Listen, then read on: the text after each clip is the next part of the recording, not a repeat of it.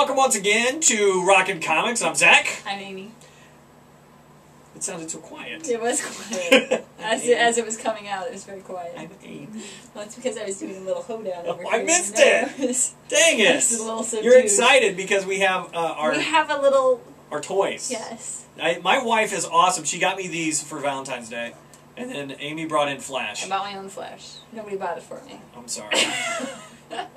However, we are going to get Green Lantern masks and rings later. We're going to... Shh. We talked about it! I know. I'm like, we shouldn't have spoiled it. Because now it's not going to be as fun. We're not going to do it now. Not going to happen. Not going to do it. It's so, stupid. That is dumb. So today we've got a couple new things we're going to just briefly hit on. Don't forget, we have introduced the podcast, which is down there. Doobly-doo. Make sure you click on that. It's got the full version of this, only expanded, hence full version. Got it? Got it. Kick things off, I'm going to start with the Rockin' Comic of the Week. I picked up a bunch of comics this week, but for me, for a lot of reasons, Batman and Robin number 23 gets my Rockin' Comic of the Week. We revisit... hi, how are you? You doing good back there? I'm good. Everything fine? It's alright. We revisit Jason Todd. Jason Todd is back, and he's in Arkham. But Jason Todd, who was Robin for a while, he was the one that the Joker killed, and DC let everyone... They had the poll on whether Jason Todd should die or not. They let the readers vote, and like by 1 or 2%, they said kill him to Jason Todd. But he's back. He's a bad guy with the Red Hood, but he kills bad guys. And this is the first of a 3-part arc with him in it, and it's fantastic. I really liked it. It's just really well done, front to back. So, boom, Rockin' Comic of the Week. You, however... I don't know that I would say this is my Rockin' Comic, because I do have my hesitations. Okay. But I really liked this. I was super excited about this. It's called Star Wars Jedi: The Dark Side. It's a new, I think it's 1 of 4. I think that's what we decided. It was 1 of 4. I'm going to say it's 1 of 4. First in a mini-series. First in a mini-series revolving around Qui-Gon and the Padawan he had before Obi-Wan Kenobi, which is Xanatos. Sure. I was really excited about it because I love the character of Qui-Gon.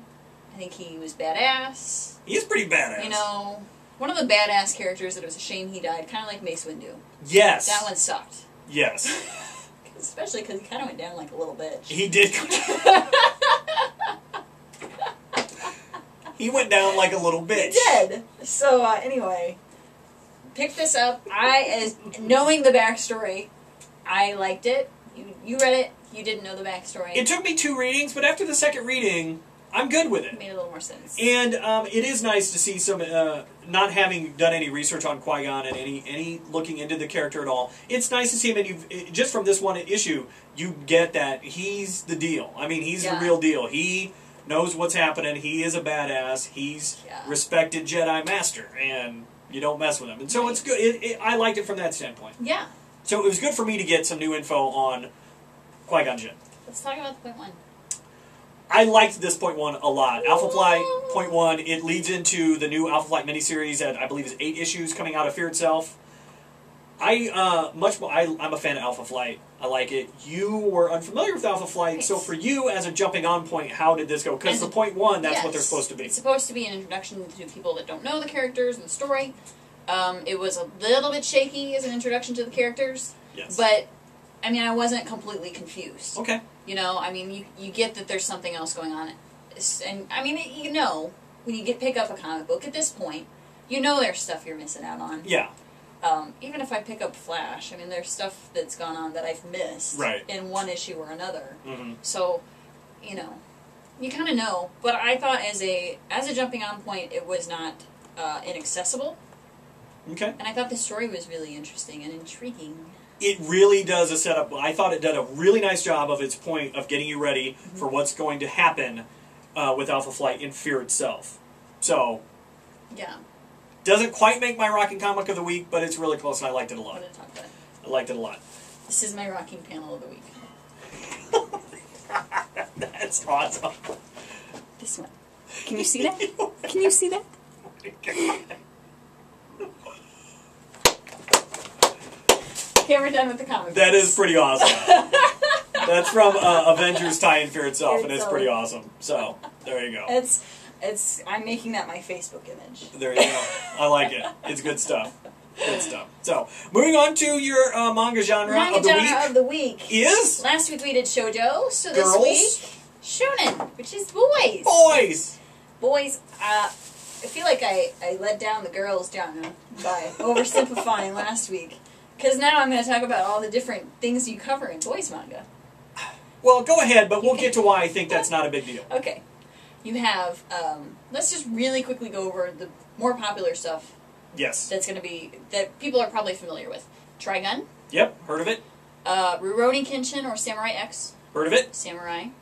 What else is on my list? Bleach. Heard of it. Also Samurai. Sort of, kind of. Yes. Kinda, something like that. Naruto. Heard of it. Who has not.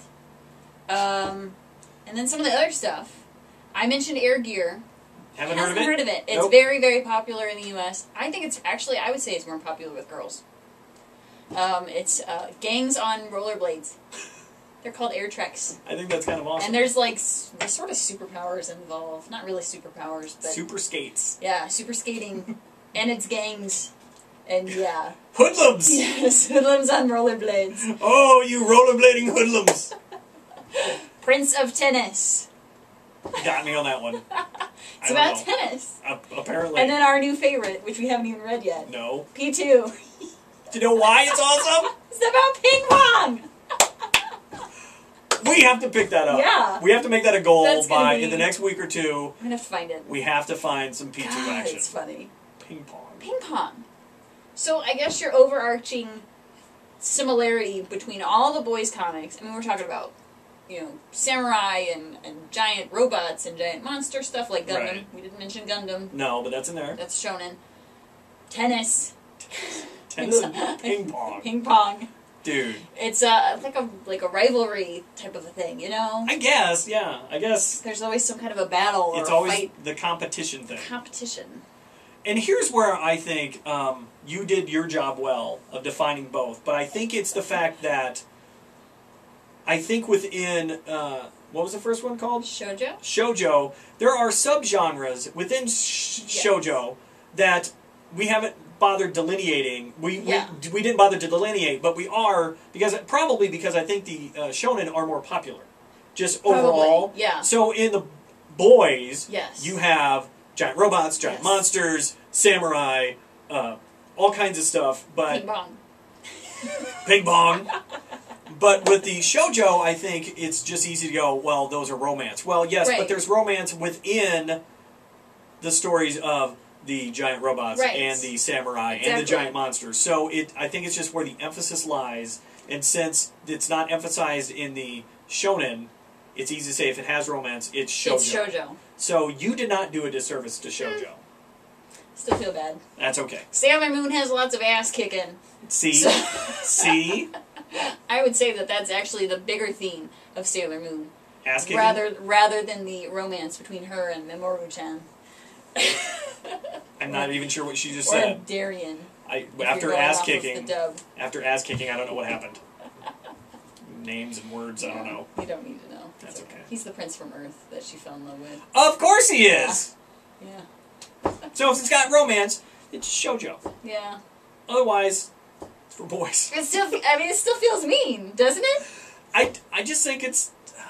I hate categorizing things anyway. I know. Especially in that broad. I would much rather have it be giant robots. This has more emphasis for romance. This emphasizes romance more than the violence. Yes. I would rather see that. Yeah. So, there you go.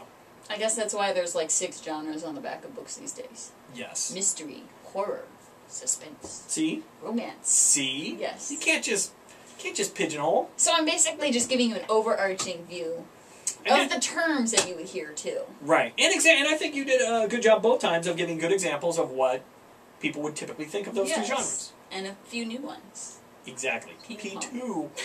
We're so going to get that.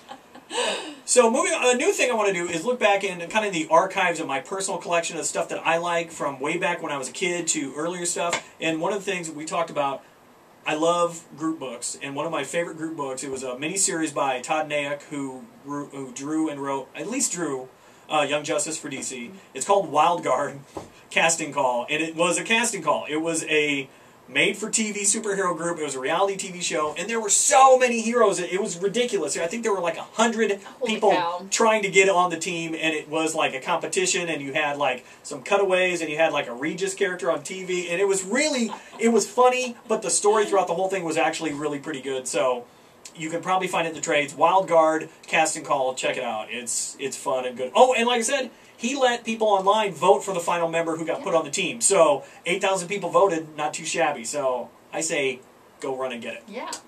And you have a new thing. I have a new thing called the wish list. I sprung this on him so he doesn't have a wish list. Not yet. Mine is Tiny Titans. Which... If you've never seen Tiny Titans... I mean, obviously I have a mild obsession going on with the Teen Titans thing. This kind of reminds me of Tiny Titans, actually. Doesn't it? It's cute. Very much Very Tiny cute. Titans type. I mean, how many times have I talked about like Tim Drake Robin? And, a lot. Yeah, a lot. A lot. And Wally West, when he was Kid Flash, was in Teen Titans. He only left Teen Titans so he could become the Flash. True. True. So I have this little minor obsession going on with Teen Titans, and I did actually like the anime-esque. Yes, of the Teen Titans? Of the Teen Titans that was done 5 or 6 years ago. I thought it was funny and clever done. I thought it was good. Yeah. I thought it was a really well done series. I liked it. I know that it was not what a lot of people were expecting, and they hate the anime influence. I thought it was funny. I liked it. So perhaps that's why I like this Tiny Titans, because it's funny. The art style is just, it looks like it's cute. Drawn with crayons. Yes. It's so funny. It's adorable.